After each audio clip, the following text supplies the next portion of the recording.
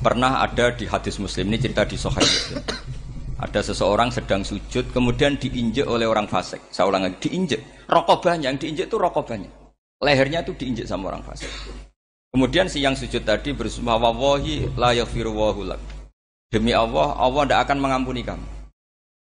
Itu Allah kemudian mewahyukan sama Nabi di zamannya. Wahyunya adalah, mangdalladzi yata'alla alayya, alla aghfira li fulan. Laqad ghafartu dzunuba wa ahbattu amalak. Siapa yang mencantut namaku dengan menstatuskan saya tidak bisa memberi maaf. Sungguh orang itu saya maafkan dan yang ahli ibadah amalnya tak cabut semua, tak hapus semua. Karena Allah tuh nggak boleh distatuskan sesuai keinginan yang soleh terus mengatakan orang lain tidak soleh, Allah tidak akan ngampuni. Ngampuni tidak, itu wilayahnya Allah dan Allah yaf'alu ma yasha. Dan Allah berkali-kali memaklumatkan dirinya yaghfiru liman yasha wa yu'adzibu man yasha. Tapi ini kubu sebelah nyifati Allah hanya wa yu'adzibu, kubu sebelah kan gitu. Tidak pernah kalau Allah disifati yaghfir. Bagaimana Allah gak tersinggung? Allah selalu distatuskan yu'adzib. Kira-kira kalau Allah kan gini, saya ini bisa u'adzib, bisa aghfir, kenapa status saya tinggal yu'adzib? Ini ngaji di mana? Khatam enggak gitu. Makanya resikonya ahli sunnah itu masyhur tuh Pak Hamid Pasuruan. Tamu macam-macam diterima. Ketika orang benci Golkar itu ada tamu dari Golkar juga diterima. Ketika orang nggak mau diberi hadiah oleh orang Golkar, Pak Hamid ya diterima. Bilang ke bapak, mengaku lomo wae nur, duit enggak ana gunane dhewe. Sing marai rawan hisab itu kan kamu dapat uang nggak jelas kemudian kamu pakai pribadi. Kalau orang-orang soleh kan nggak pernah dipakai, kan aman saja. Loh, dihisab apanya? Wong hanya pralon. Kalau istilahnya Pak Hamid itu pralon. Datang diberikan orang lagi, datang diberikan lagi. Kalau kena kamu kan hisab. Terus kamu nyate makan wareg glegeken. Wah itu uangnya nggak jelas dipakai nyate glegeken, ya mesti hisab. Kalau nggak jelas ya disedekahkan. Kalau ingin bebas apa? Hisab. Tapi kalau sering sedekah biasanya nggak bebas dari miskin. Tapi kalau kamu wali kan tetap ya Pak Hamid itu masyhur bisa kok. Tapi kan nggak jadi miskin. Kamu nggak terkenal sakok tapi miskin. Ini nggak wali. Nah kemudian ini yang makalah yang saya siapkan begini. Sekarang Indonesia itu dikepung oleh paham-paham keras. Paham-paham keras itu yang paling hebat tentu ilmu. Dalam banyak cerita, banyak saksinya juga. Pernah, ini masyhur sekali cerita ini. Saya Sa'rawi itu ketemu orang ekstrim yang mau mengebom orang-orang Islam yang sedang main di bar. Dugem lah kira-kira gitu. Karena di dunia Allah kok maksiat tok, ini baiknya mati aja daripada hidup, daripada ngeleng-ngeleng bumi gitu. Terus ditanya sama Syekh Sa'rawi, kalau betul mereka jadi mati, aina masiruhum? Lalu mereka mati terus kemana? Dijawab oleh ekstremis tadi, ya ilan nar, karena mereka matu fi hinil maksiyah, mati ketika maksiat. Terus jawabnya si Sa'rawi, lalu kalau mereka ke neraka itu keinginan Rasulullah apa keinginan kamu? Apakah pernah Rasulullah itu berkeinginan umatnya mati masuk neraka? Ya enggak. Ya sudah, kalau itu tidak keinginan Rasulullah jangan lakukan. Itu kan satu ilmiah yang luar biasa. Rasulullah tidak pernah ingin umatnya mati dalam keadaan siap masuk neraka. Makanya tidak usah mati pas itu ya. Bener MC tadi, kalau mati milih tanggal dan milih tempat. Iya, itu diantara pujian-pujian yang masyhur tuh, yang puji Rasulullah itu khuliqta mubarra'un min kulli aibin faka'an nama khuliqta kama tasya. Jadi itu sebenarnya makalahnya sahabat, tapi yang untung Mustafa Atif karena dapat uang banyak dari nyanyi. Jadi itu sebenarnya makalah normal dari pujian seorang sahabat, tapi yang untung Mustafa Atif. Mungkin yang untung juga pengundangnya karena ternyata abadi ya. Nah cerita Imam Sa'rawi tadi, Sa'rawi Sa'rawi Mutawali Sa'rawi ya. Mufassir itu. Saya punya kitabnya itu 27 jilid. Saya sebagai peneliti itu ya enggak, karena saya butuh adit ya, butuh penguat itu. Dan penguat itu pula yang saya bawa ke sini. Ya ini saya baca terjemahnya dulu, nanti saya baca Arabnya supaya dapat barokahnya Rasulullah SAW sebagai Jami'ul Kalim. Nabi pernah didatangi seorang bedui. Bedui itu Arabi, orang kampung. Minta sama Nabi, karena Nabi itu udah orang kaya, tentu kira-kira saya bayangkan ya dikasih 50.000 atau 10.000. Si Arabi ini tidak terima, dan tidak terima ngomong di depan umum. Ketika Rasulullah tanya, apa saya sudah baik sama kamu? Kata si Arabi tadi tidak. Karena kamu kikir hanya ngasih saya segini. Sahabat hampir marah saja karena Nabi tersinggung gitu. Tapi Nabi lalu mengajak orang itu ke dalam rumah. Kira-kira kalau Indonesia mungkin ditambah. Kemudian, apa ini cukup? Ya cukup. Kamu sudah puas? Ya puas. Fajazakallahu min ahlin wa asyiratin. Dipuji-puji Nabi. Kemudian kata Rasulullah, ayo kita keluar. Keluar nemuin khalayak begini. Khalayak rame tadi. Kamu tadi mengkritik saya, menghujat saya, maka kamu sekarang harus memuji saya di depan umum. Supaya clear. Akhirnya mau dia. Oke, kita mau.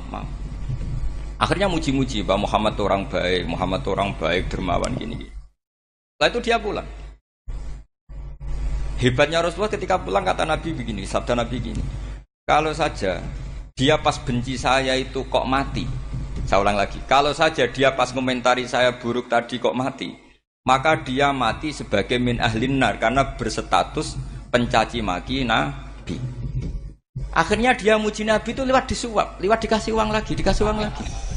Lu itu sudah sah. Jadi saking baiknya Allah, Islam suapan itu juga sah. Itu kan muji Nabi itu karena disuap. Makanya ini penting. Sehingga dalam khazanah Islam itu memang agak aneh-aneh.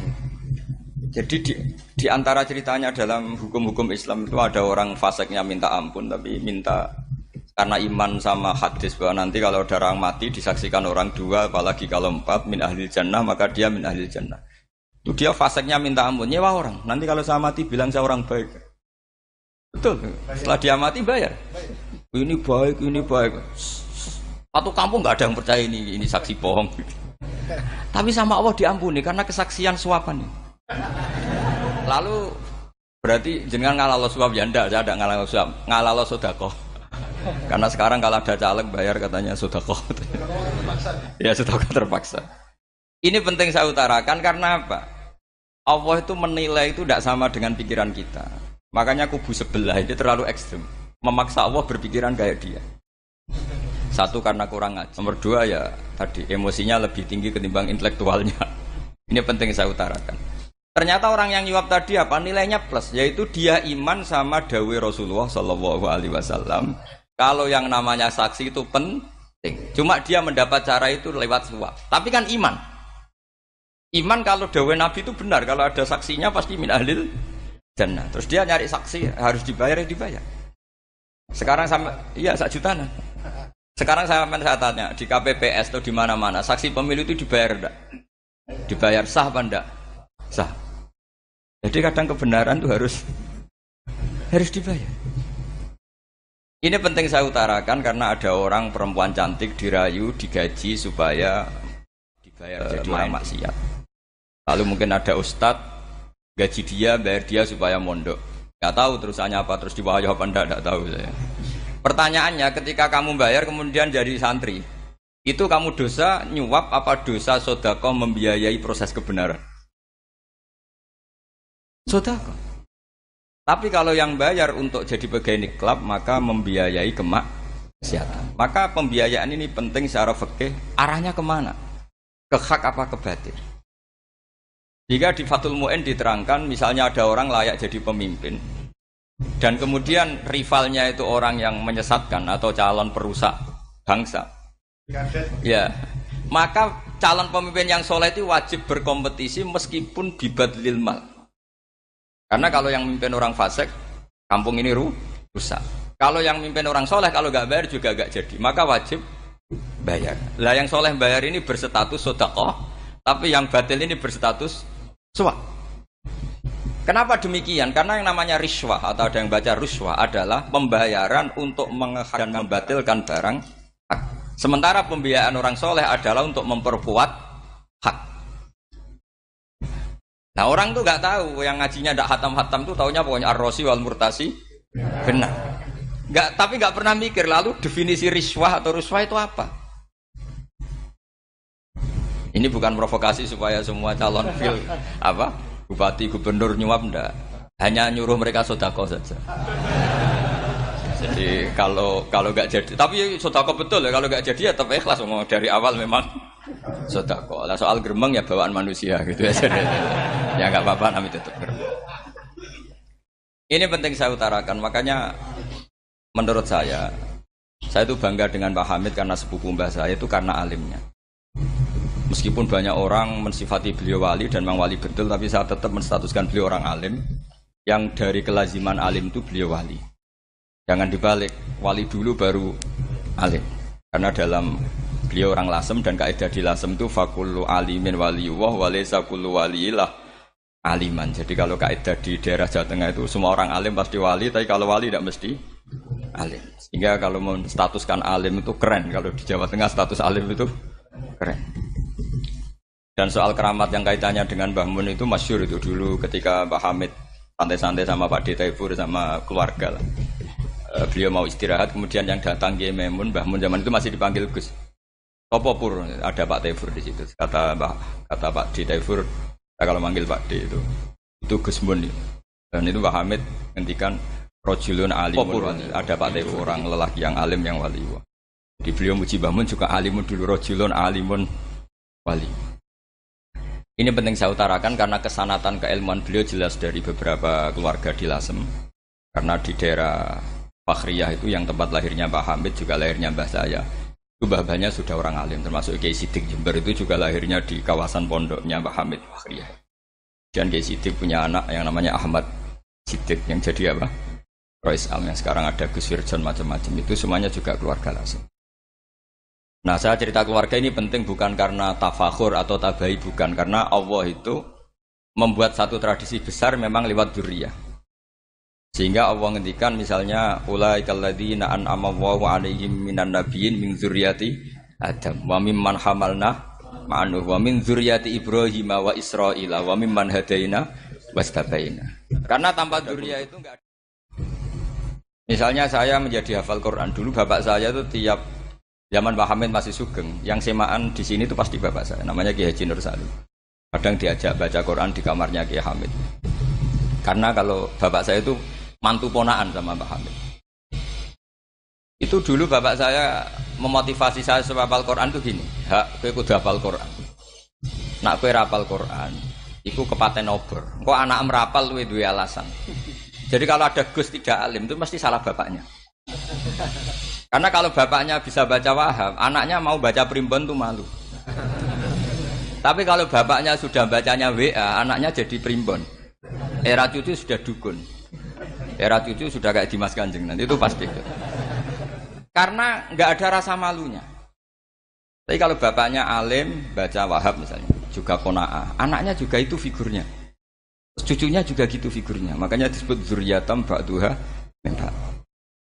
Ini penting.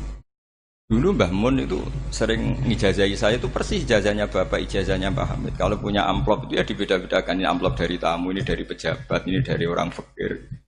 Sehingga penggunaannya juga sesuai itu. Tidak serampangan. Karena dianggap amanat kalau kita hisab. Kalau sekarang enggak salah dikumpulkan. Orang desa salam template wadol pitik kuru, wedhus kuru. Ambek guse tuku HP seri terbaru itu kan kasihan ya. Padahal sing salam template itu ibunya kerja di Malaysia. Mungkin gelantungan ngecat tembok di Malaysia. Hasil salam template digugus tuku HP terbaru itu kan enggak imbang. Nah digo tuku tasbih kan sumbut. Ini bukan nyindir tapi ngamuk jadi ini penting karena semuanya itu ada hisabnya walatus alunna yauma idzin anin naim. Karena tradisi ini harus kita teruskan ala qadril istithaq. Karena itu nanti yang mengawal.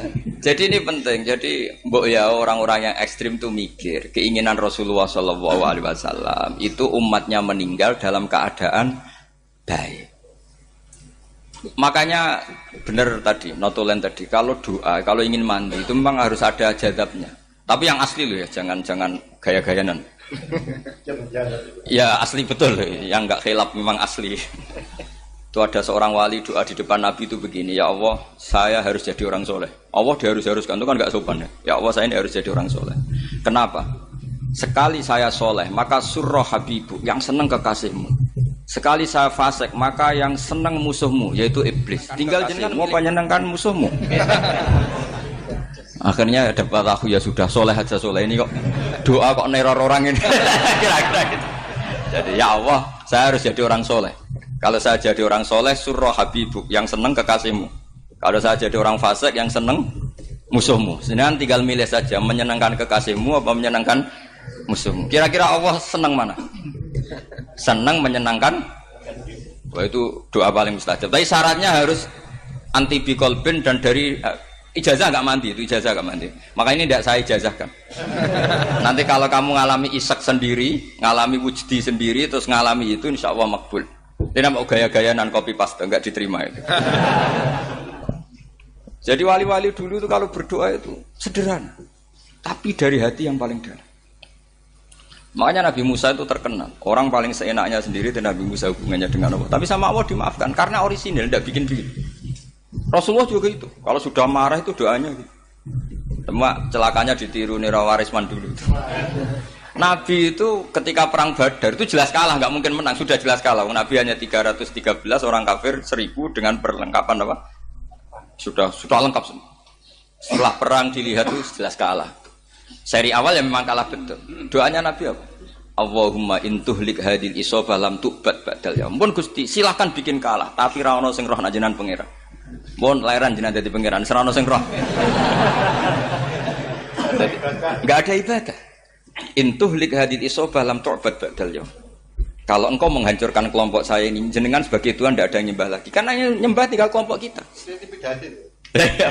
Tapi yang ngendikan Nabi, kalau kamu niru tidak bisa. Gak bisa kamu doa, ya Allah saya ini santri salafiyah. Kalau saya bodoh menjadi presiden buruk terhadap alumni salafiyah. Gak apa-apa sekali-kali doa gitu. Tapi kata Allah lainnya masih banyak.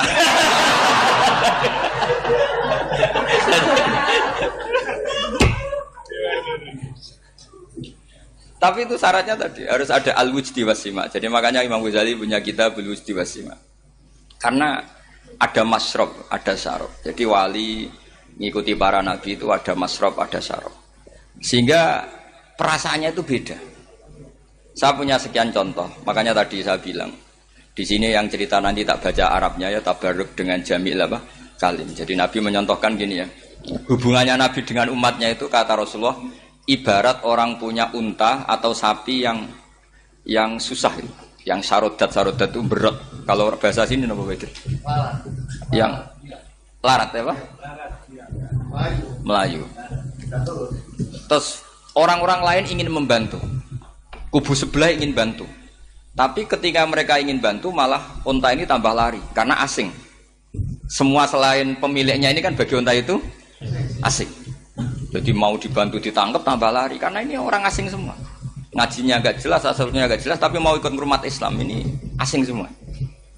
Akhirnya kata Nabi yang punya unta itu tadi datang, kemudian ngambil rumput, terus unta itu dipanggil, kemudian unta itu mengikuti. Kata Nabi, ibarat saya seperti itu. Kalau saya yang memimpin Islam, saya yang merawat umat saya, maka umat akan mudallalah, akan nurut. Tapi kalau yang rumat kalian, malah Islam menjadi kacau. Kenapa menjadi kacau? Karena tadi nyifati Allah saja salah. Orang Islam baik dihukumi kafir hanya karena tahlilan, hanya karena manakiban dihukumi kafir. Sekarang inginnya Nabi orang menjadi Muslim apa kafir? Inginnya Nabi orang menjadi Muslim apa kafir? Muslim. Lalu gara-gara melakukan perilaku tertentu dihukumi kafir. Iya, ziarah wali songo musyrik, nyekel patok musyrik. Katanya minta sama mayit. Padahal saya andekan jadi mayit itu dijaroi sampean enggak seneng. Enggak senengnya karena ya kadang murid itu jaroi gurunya ya kurang ajar. Masa gurunya dibilang gini, "Ya Allah, in kana muhsinan fazid fi ihsani, wa in kana musian fatajawaz anhu." Kata gurunya, "Saleh tenan darani ingkana." Makanya saya tidak suka zaman ziarah ke saya. Kecuali doanya ditasihkan dulu ke saya. Makanya enggak boleh ziarah itu pada Nabi, bisa murtad kan? Coba itu baca di depan Nabi, murtad enggak? Ya Allah kali ini baik maka gini, kalau buruk masa Nabi baiknya ingkana. Lah orang-orang yang menyerang kita kan itu enggak ada zaman sahabat doa seperti itu. Ya mesti enggak ada, mana mungkin sahabat baca itu di depan Nabi. Masa Nabi didoain ya Allah kalau dia baik maka fazid, maka kalau dia buruk ya enggak mungkin. Lah mereka nyerang kita itu enggak ada dalam sejarah sahabat. Ya, sahabat kok nahlili Nabi itu enggak nabi. Mau didoain maghfir lahu. Kan ngenyek Kanjeng Nabi jadi ngono ighfir lahu. Ya mesti saja sahabat gak akan tahlilan. Yang kabudut itu Rasulullah. Bahkan diistilahkan kabudut saja salah. Intaqala ila rafiqil ala. Nah kalau sampai harus ditahlili, kalau enggak yang rokok betul. Amalnya pas-pasan, dosanya berkelanjutan. Kondak gimana? Punya tanah warisan yang hasil ngerebut milik orang lain. Dipakai anak cucumu. Ini berkelanjutan enggak dosanya? Berkelanjutan, berseri-seri. Mereka kalau nyerang kita kan sahabat tidak melakukan itu untuk Nabi, ya nggak mungkin lah sahabat mendoakan itu pada Nabi, kan nggak mungkin. Coba kalau kamu jadi mayit, terus kamu gurunya, terus ada murid kamu bilang Allahumma in kana musinat fazid fi ihsani wa in kana musian fatajawaz anhu. Mesti kalau kamu bisa bangun. Ya Allah cong meyakini saya soleh itu masih ingkana. Kalau guru saya soleh, maka kalau guru saya buruk maka. Itu kan taklek namanya apa? Itu kan kurang ajar. Loh, saya tidak pernah doa gitu di depan Pak Hamid Pasuruan, tidak pernah. Saya kalau doakan bangun ya tidak pernah gitu. Allahumma ali darajati fil jannah gitu. Saya tidak pernah, ingkana tidak pernah. Karena andekan itu saya juga sama mangkol. Cuma kalau ada orang doa di bangun gitu ya karena orang lain ya tak biarin. Tapi saya tidak bilang amin, ya biarin aja sudah. Tapi kalau santri sarang nggak usah lah doa ya apa? Ingkana. Masa meyakini solehnya gurunya kok nunggu apa? Enggak. Ini bukan ijazah, ini marah ini. Jadi pelurusan ini. Saya ulang lagi, ngaji itu harus khatam. Pentingnya khatam tadi, kalau di bab tafriq bainal haqqi wa bainal batin, seakan-akan kubu sebelah ini benar karena tegas. Tapi kitab itu tidak hanya bab itu, juga ada bab tawadhu. Di bab tawadhu itu, misalnya kita melihat orang kafir, ini wajar maksiat kan dia kafir. Masa saya mukmin maksiat? Dan ini kafir bisa saja nanti husnul khotimah, saya muslim bisa saja su'ul khotimah. Jika tetap tawadhu, melihat yang lebih sepuh ini aksaru ibadatan minni, melihat yang kecil asghar berarti aqallu maksiatan minni, sehingga melihatnya itu tawadhu. Jadi kalau di bab tawadhu semuanya orang itu mungkin. Nah di sini Rasulullah SAW mengajarkan ketika malaikat Jabal bilang Muhammad, orang yang mendustakan kamu saya tungkepi gunung biar mati semua. Kata Rasulullah, saya berharap keluar dari tubuh mereka min aslabihim, dari keturunan mereka orang-orang sing mukmin. Sudah karuan kafir saja Nabi tidak berhenti berharap. Jangan-jangan nanti keturunannya mukmin, dan itu betul. Kita tahu Abu Lahab punya anak Darrah itu mukminah. Abu Jahal punya anak Ikrimah juga mukmin. Dulu Walid bin Mughirah musuh besarnya Rasulullah punya anak Khalid bin Walid. Sekarang orang-orang yang abangan enggak hafal Quran, kadang anaknya hafal Quran. Lewat program PTPG, kadang yang hafal Quran malah anaknya tidak hafal. Makanya kalau pas wisuda sampai bingung, gurunya itu sampai nangis. Kenapa nangis? Ini anaknya orang nggak hafal Quran tak wisuda hafal, saya gurunya tidak hafal kata. Lah kenapa bisa jadi hafid? Karena guru sewaan kata. Itu banyak sekali. Kemudian termasuk tradisi mengakui santri goblok, ini penting. Itu nggak ada santri sebarokah santri goblok. Makanya dulu Mbah Mun, Mbah Hamid, Kiai Alim itu kalau sama santri goblok ya tidak benci. Enggak kayak sekarang semua orang bikin sekolah unggulan. Sekolah unggulan itu kritik saya hanya memproduksi orang-orang yang nantinya mendapat. Kalau kamu punya santri hafal Quran, nanti hadiahnya umroh. Tanglanya umroh, santri pinter hadiahnya beasiswa. Tapi hubungannya sama negara itu mendapat. Sementara santri yang goblok hidup di pedalaman Kalimantan karena di sana belum ada masjid, bikin masjid dia. Sebagian hartanya dipakai masjid, sebagian hartanya dipakai bangun masjid. Ini yang goblok pendiri masjid, yang pinter pengajian di masjid dibisarawi uang kas masjid. Artinya gini, ya kalau halalnya halal, tapi kita mbok yo roh hikmahnya orang-orang goblok itu.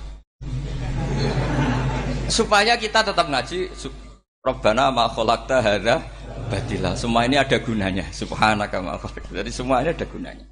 Maka bagi santri-santri yang goblok, tolong nanti saya di Fatihai karena saya ini pembela Anda. Loh yang ngomong biar saya karena saya terkenal santri pinter. Kalau yang ngomong sampean goblok kan nggak ada yang percaya. Oh, padune padha gobloke kan gitu. Yang ngomong harus saya. Saya itu niru Rasulullah SAW. Nabi itu kalau ada santri serabakat pinter itu diwaris sak surat usung nang mulai us pinter. Banyak itu. Balighu anni walau ayah, ada sahabat ngaji hanya diajari idza zulzilatil ardu, sudah kamu pulang, sudah pinter. Karena betul.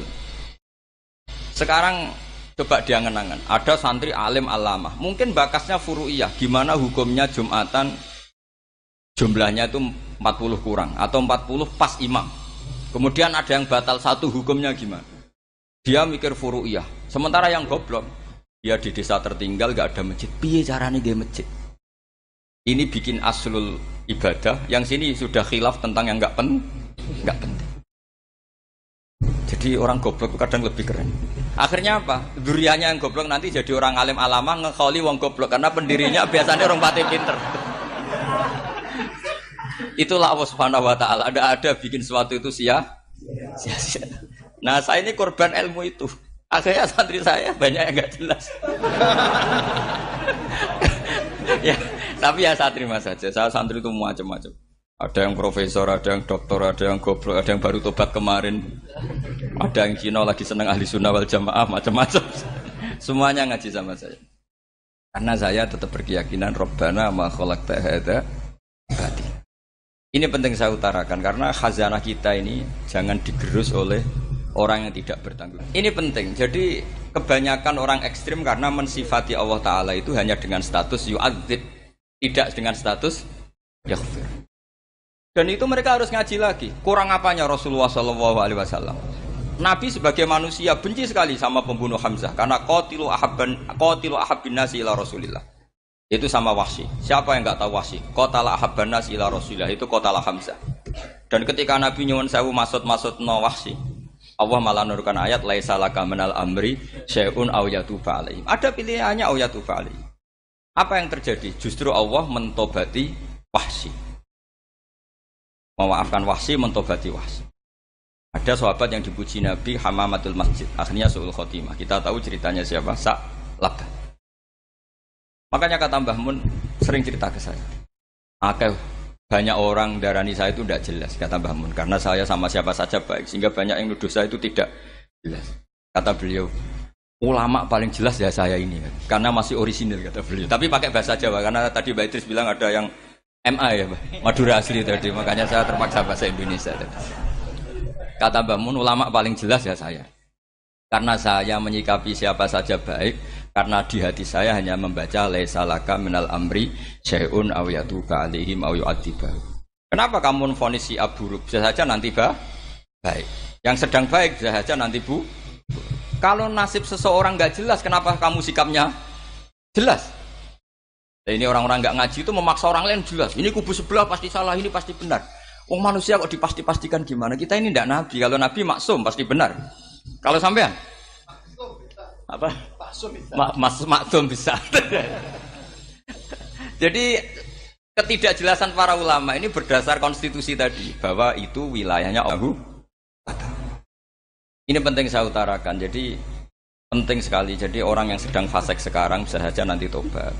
Yang sedang sekarang soleh bisa saja nanti masalah. Hingga Rasulullah tetap mengajarkan ya muqallibal qulub tsabbit qalbi ala dinik. Jadi kalau ngaji itu khatam. Khatam itu begini misalnya ya. Saya pernah ngaji Ihya, belajar Ihya khatam. Bahkan saya punya takrirannya berdasar kitab Ithaf, sarahnya Ihya. Kalau ingin tahu sanadnya sarah Ihya, ya misalnya Gus Idris ini, oleh Idris ngaji Mbah Hamid Pasuruan, ngaji Mbah Dimyati. Mbah Dimyati ini ngaji sama kakaknya Kiai Mahfud Termas. Kiai Mahfud ngaji sama abahnya Kiai Abdullah. Kiai Abdullah ngaji sama abahnya Kiai Abdul Manan. Kiai Abdul Manan ini mulazim terhadap Sayyid Murtado Az-Zabidi. Jadi kalau santri Salafiyah ini ya kira-kira tokoh Sabiah. Karena Mbak Idris Sadisa ya kira-kira sampean itu dari pengarang Ithaf itu baru tokoh berapa? Sabiah, masih keren. Turun pitu. Masih kaya lah. Lah kamu kok miskin? Turun ke 8 katanya kan. Jadi nanti kalau masih keren. Itu sampean ngaji kitab kalau khatam. Saya ulang lagi kalau khatam. Itu memang ada bab-bab di mana ulama itu harus tegas, harus tafriq bainal haqqi wa bainal batil. Oke, itu bagus. Mana yang hak, mana yang batil kita bedakan. Di bab itu bagus. Tapi kalau nanti kamu ngaji bab tawadhu, lihat di Bidayatul Hidayah atau di semua kitab tasawuf, bab tawadhu itu, kalau melihat kamu orang kafir, kamu melihat orang apa? Kafir. Ini aso ma'akufri, ini maksiat wajar dia kafir. Saya ini muslim kok maksiat. Fadam bi akbah, maka dosa saya lebih buruk. Melihat orang tua, mesti ada aksaru ibadatan. Ini lebih tua, mesti ibadahnya lebih banyak. Nanti kalau melihat anak kecil, ada asgharu minni sinnan, pasti maksiatnya banyak saya. Sehingga terus evaluasi gitu, sehingga nggak pernah takabur. Misalnya di sini, saya ini kan gayanya keren, duduk di atas sampean di bawah. Gayanya tok, hakikatnya sampean lebih sombong karena memerintahkan saya. Jadi panitianya itu, makanya saya merasa tawadhu saja meskipun berdiri. Karena hakikat saya ini makmur, diperintah. Panitia ini, penyelenggara ini amir, pemerintah. Kira-kira sombong mana? Itu sekali saya tidak memaafkan, finnar itu.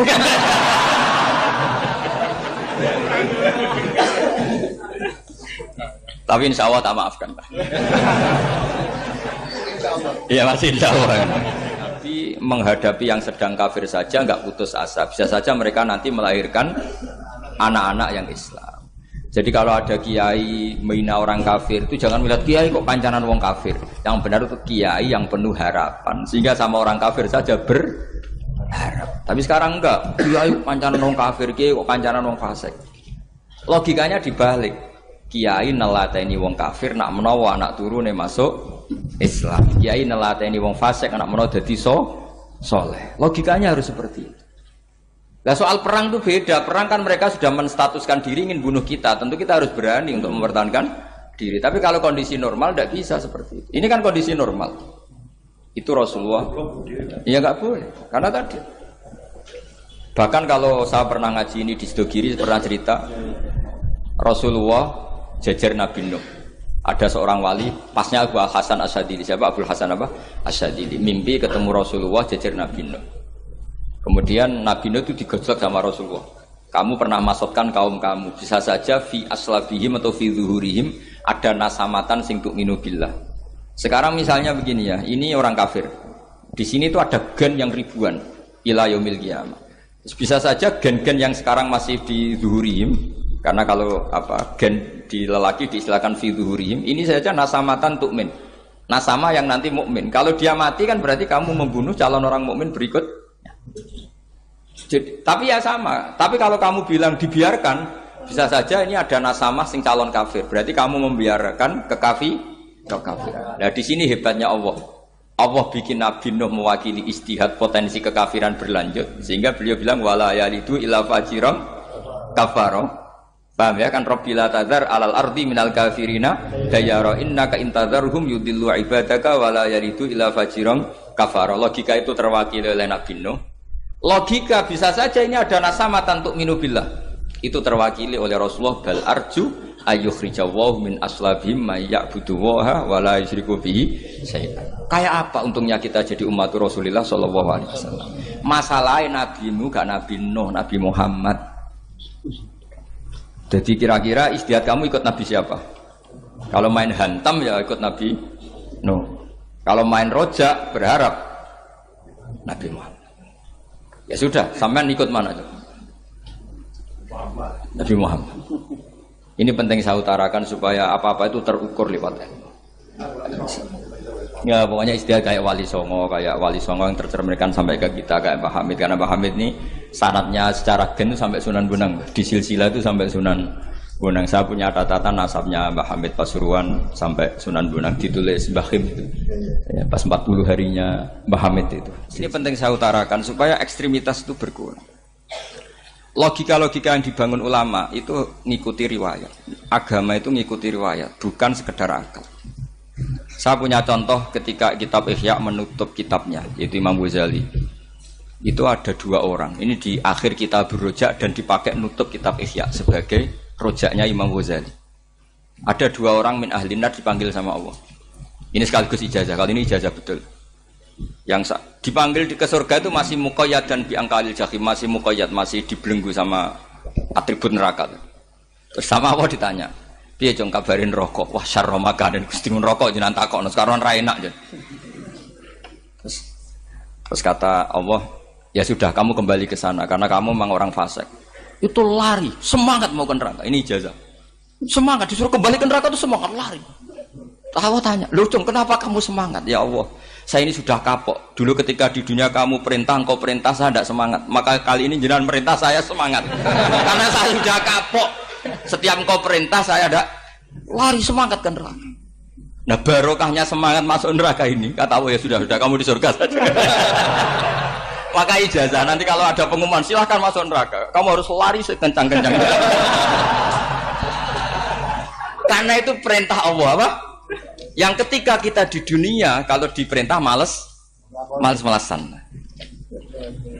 Kalau kamu diperintah sholat subuh jamaah kan males-malesan.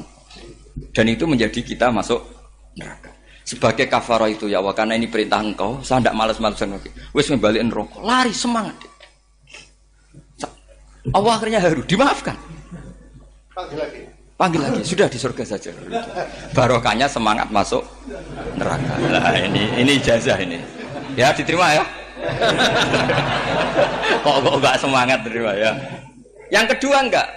Sudah kamu kembali ke neraka, pelengahan gitu. Enggak semangat. Allah dilihat terus enggak semangat. Kenapa kamu tolah-toleh? Ya Allah, saya tidak pernah ngira ketika engkau manggil saya ke surga, kemudian engkau kembalikan lagi ke neraka. Ya sudah di surga saja. Barokahnya husnudzon. Jadi ini ijazah kamu milih dua itu, milih yang mana? Artinya apa? Logika kamu itu tidak mesti masuk apa yang dilakukan oleh Allah Subhanahu wa Ta'ala. Itu logika kamu kan tidak masuk, tapi Allah yaf'alu ma yasha. Ini penting saya utarakan. Nah, tapi orang-orang ekstrim itu maunya nyifati Allah dengan status yu'adzib, yantakim, jabbar, qahar. Sifatnya Allah Ta'ala itu 99. Kenapa apa kamu hanya satu? Jadi tetap saja menghadapi fenomena seperti ini tetap laisa laka minal amri syai'un aw yatuba alaihim aw yu'adzib. Sehingga setahu saya Mbah Mun, Mbah Hamid Pasuruan, guru-guru kita, habaib yang alim-alim itu melihat tamu macam-macam ya dilayani semua. Karena ini ngadepi fenomena sosial yang semuanya tidak jelas. Kalau nggak jelas apa? Ya kita bisanya berharap karena afdhalul ibadah itu intidharul farad. Kalau belum Islam sekarang kita harapkan nanti. Kalau bapaknya enggak kita harapkan anaknya. Kalau anaknya belum kita harapkan cucunya. Karena agama ini limangka nayarjuwa hawal yaumal akhir. Agama ini bagi yang terus berpengharapan, bukan bagi yang putus asa. Ini yang penting saya utarakan. Jadi apalagi Allah sudah punya rencana tadi, yang goblok-goblok di pedalaman Dayak bikin masjid, yang pinter-pinter ramen lomba untuk sangu, untuk umroh. Kira-kira memberi sama mendapat pahalanya keren mana? Memberi. Tapi tidak usah jadi goblok. Goblok tidak usah direncanakan, sudah terjadi. Jadi makanya saya bela karena sudah terjadi gitu. Tapi tidak usah direncanakan. Nanti terus wah goblok aja cara Gus Bak gak apa-apa ndak. Sudah kadung ini cuma kita itu iman ya. Jadi karena yang pinter itu yang jumlahnya tidak banyak. Ini kita bully saja. Karena kamu bully pun tetap mulia kan orang pinter ini. Tapi kalau orang goblok gak dibela habis dia. Yang pinter buat dikritik kayak apa kan tetap mulia kan? Lah yang muji sudah banyak saya ngeritik saja lah. Ini tidak akan jatuh. Tapi yang goblok ini kan nggak ada yang bela. Saya sebagai umatnya Rasulullah, pecinta umat Rasulullah tak bela, tenang saja. Ada hikmahnya apa? Hikmahnya orang goblok. Betul loh, saya itu sering ketemu dokter, ketemu profesor tuh nangis. Tak tanya kenapa nangis. Bapak saya itu petani, saya di Jogja sampai jadi dekan, jadi rektor. Tapi saya sekarang rektor, anak saya sekedar SMP naik itu sudah senang. Nggak dengar kabar ketangkep BNN sudah senang. Padahal saya ini ahli metodologi. Ternyata pinter bapak saya. Karena bapaknya tadi hanya petani bisa menjadikan anaknya profesor. Tapi profesor tidak mesti bisa jadi. Anak saya SMP aja sudah senang. Karena Allah ingin membuktikan pinter kamu itu tidak ada artinya di depan iradatullah. Di depan apa? Iradatullah. Supaya orang tunduk. Lu coba yang jadi ulama tabi'in itu rata-rata abnaul mawali. Anaknya budak yang dimerdekakan. Karena Allah seperti itu. Ada yang tokoh yang tadi zuriyatam ba'duha min ba'd, itu harus kita jaga. Saya termasuk orang yang ditakdir punya mbah-mbah alim, itu juga harus dijaga. Yang enggak alim peluangnya masih banyak. Banyak sebanyak-banyaknya. Asal tadi lewat jalur sregep dan kalau bodoh ngaji saya nanti. Tak ajari robbana ma khalaqta hadza napa? Karena ayatnya gitu, min dzurriyyati Adam wa mimman hamalna ma'anu wa min dzurriyyati Ibrahim wa Israil. Terus terakhir ditutup wa mimman hadaina wajtabaina. Itu umum. Tidak jalur nasab. Siapa saja yang hadaina wajtabaina. Saya kira demikian. Saya mohon maaf atas semua kesalahan.